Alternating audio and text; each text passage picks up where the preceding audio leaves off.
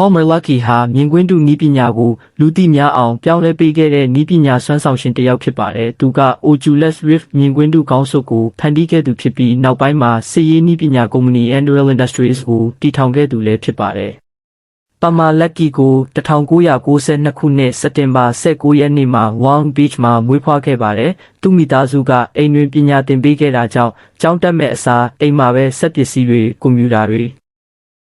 ဂိမ်းဆက်ပစ္စည်းတွေကိုစမ်းသပ်တီထွင်နေခဲ့ပါတယ်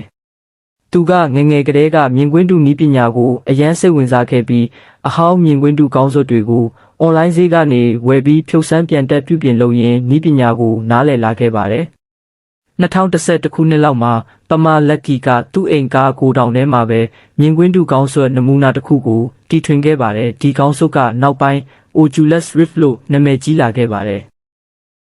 သူကအွန်လိုင်းဆွေးနွေးပွဲတွေမှာနမူနာကိုပြသခဲ့ပြီးနာမည်ကြီးဂိမ်းဖန်တီးသူဖြစ်တဲ့ John Carmack ကစိတ်ဝင်စားလာပါတယ်။ John Carmack က Dawn နဲ့ Quake ဂိမ်းစီးရီးတွေကိုဖန်တီးခဲ့သူပါ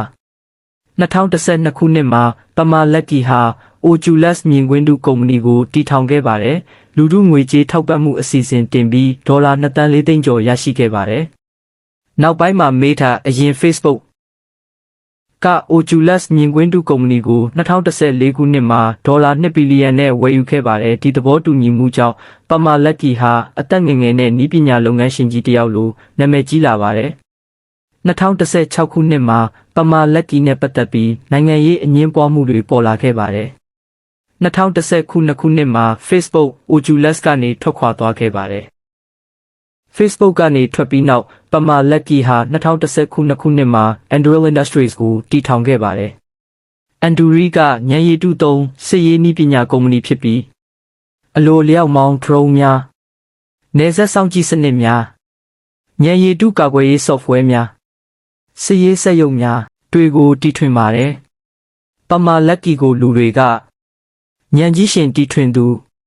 ဂိမ်းဝါသနာရှင်အနာဂတ်အမြင်ရှိသူအငင်းပွားဖွယ်စီးပွားရေးသမားအဖြစ်မြင်ကြပါတယ်။သူ့ရဲ့ထူးခြားချက်ကတော့တက္ကသိုလ်ပွဲမပြီးခဲ့ပဲနည်းပညာလောကကိုပြောင်းလဲနိုင်ခဲ့တာ